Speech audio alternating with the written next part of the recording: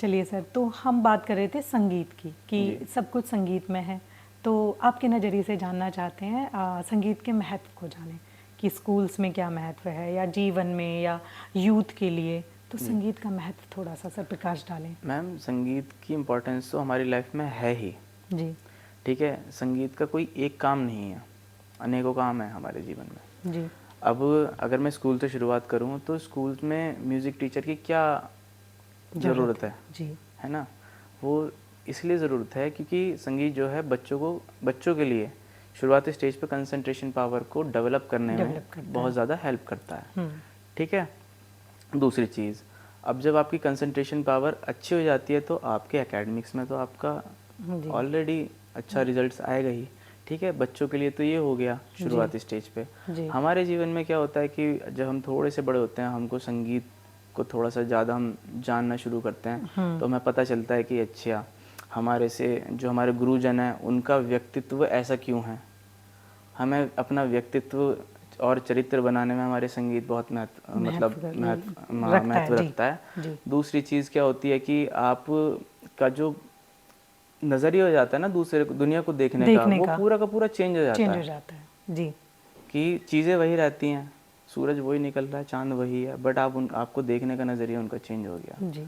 ठीक है, तो आपके अंदर कामनेस आ जाती है, आपके अंदर डिसिप्लिन आता है, आपके अंदर पेशेंस आ जाती है। तो म्यूज़िक तो मेरे हिसाब से सभी को सीखना चाहिए। और दूसरी चीज़, अब अगर मैं अध्यात्म की तरफ जाऊं तो अध्यात्म बिना संगीत के हो ही नहीं सकता। जी।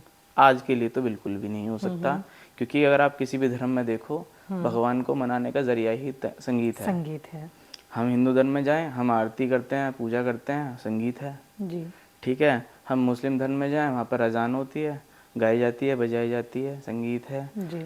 हम सिख धर्म में जाएं, वहाँ पर गुरुबाणी होती है, वो संगीत है। संगीत के जरिए भगवान को याद कर रहे हैं। हम चर्चेज में चले जाएं, ईसाई धर्म में, वहाँ पर प्रेयर्स होती हैं, पूरा का पूरा म्यूजिक बैंड परफॉर्म करता है, साउंड होता है ना। तो किसी भी आप धर्म में चले जाओ, वहाँ पर संगीत की इम्पोर्टेंस भगवान के बराबर ही है। तो आध्यात्म में देखा जाए तो आध्यात्म भी संगीत में है।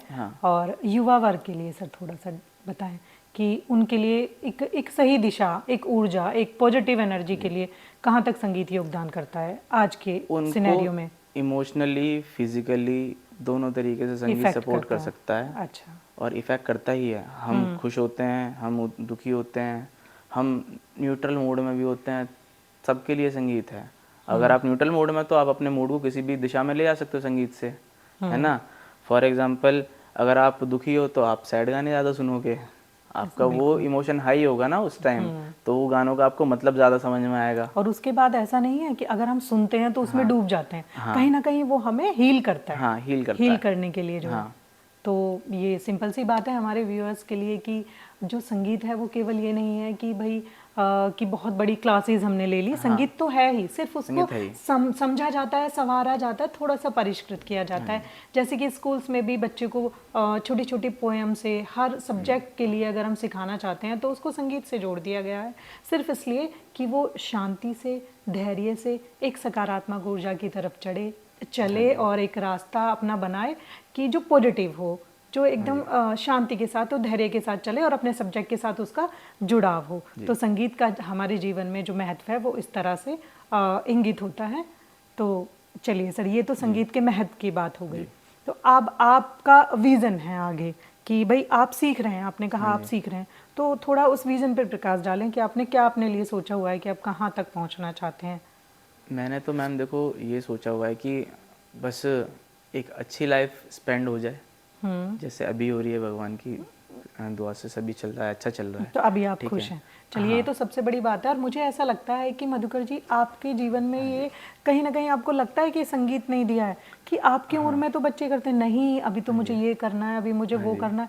आपको लगता है कि खुशी एक बहुत बड़ी कार देती है, या बहुत बड़ा बंगला देता है, या बहुत बड़ी पोस्ट देती है, या कह सकते हैं कि दूसरे जो हमारे रिश्तेदारों का एक है ना स्टेटस, वो स्टेटस हम जब तक उससे ऊपर ना पहुंच जाएं, ऐसी दौड़ में शामिल नहीं हो आप? नहीं, ऐसा नहीं है मैम। देखो, हमारे लिए तो ये होता है, कोई भी एक संगीतकार है, कोई भी एक आर्टिस्ट है, उसका डेली का कोई ना कोई एक गोल होता है अपनी कला को लेकर के लिए। अगर फॉर एग्जांपल अगर मेरे को आज रियाज में कुछ एक चीज़ लेके बैठनी है, ठीक है, और मैंने वो अपनी अच्छी तरीके से रियाज में इम्प्लांट कर दी और वो मेरे गाने में मेरे को दिखी, तो मेरे लिए तो सबसे बड़ा रिवॉर्ड वही है, ठीक है। क्योंकि अब जो मेरे साथ में जो मेरे संगीत साथी होंगे, तो मैं उनके सामने वो कॉन्फिडेंटली परफॉर्म करूँगा। अब जब मेरी कला में इजाफा हो रहा है, मैं ऑलरेडी परफॉर्मर हूँ, मतलब आप रिच हो रहे हैं, हाँ, आप समृद्ध हो रहे हैं अपने खजाने से, हाँ, आपका खजाना कहीं हो रहा है, आप वहां से लिए जा रहे हैं। कला का खजाना डेली भर रहा है तो आपकी जेब भी भरती रहेगी, उससे आप निश्चिंत रहें। बिल्कुल। एक अभी शुरुआती स्टेज पे नहीं भरेगी तो आपकी कभी ना कभी तो ऐसी भर जाएगी, आपका सारा का सारा जो आपका रियाज होगा वो हबड़ तबड़ में आप नहीं है। तो ये देखिए, ये मैं निकालना चाह रही थी, सबसे बड़ी बात है कि कहते हैं ना सब बहुत बड़े बड़े, आज हम बहुत बड़े उस पर पहुंच जाते हैं, फिर भी हम ये जागरण कराते हैं, कीर्तन कराते हैं, ये सब क्यों कराते हैं? मन की शांति के लिए, कहीं ना कहीं हमें पॉजिटिव एनर्जी मिले। और ये आपको बैठे बिठाए, मतलब संगीत भी एक कह सकते हैं किसी धार्मिक जो चीज़ें होती हैं उनसे कम नहीं होता है। हाँ। तो आपको ये है कि आपको बहुत बड़ी इस चीज़ में नहीं, इस दौड़ में जो कि मुझे बहुत अच्छी कार लेनी है, बहुत अच्छा बंगला लेना है, इस दौड़ में आप नहीं फंसे हैं, जबकि आप युवा वर्ग हैं। और युवा वर्ग जो है वो एक सपनों के संसार में खोया हुआ होता है, और जो कि आज जा रहा है। तो मेरे कहने का मतलब ये नहीं है कि मैं किसी को डिमोटिवेट करना चाहती हूँ, सिर्फ मैं ये कहना चाहती हूँ, ये रिक्वेस्ट करना चाहती हूँ कि उस दौड़ में ना जाएं जिसका कोई अंत ही नहीं है। क्योंकि पता है, हमने एक गाड़ी ली तो हम उस वाले क्लब में शामिल हो गए जिनके पास डिफेंडर है। उसके बाद फिर हमने कोई और बड़ी गाड़ी ली, बड़ी ब्रांड की, तो फिर हम उस क्लब में शामिल हो गए जिनके पास वो है। आपसे पहले वहाँ बहुत हैं। तो आपके पास जो जीवन है, जो भी आपके पास संसाधन है, उनको एक संतोष के साथ जिएं, उसको भी आनंद लें और आगे बढ़ते रहें।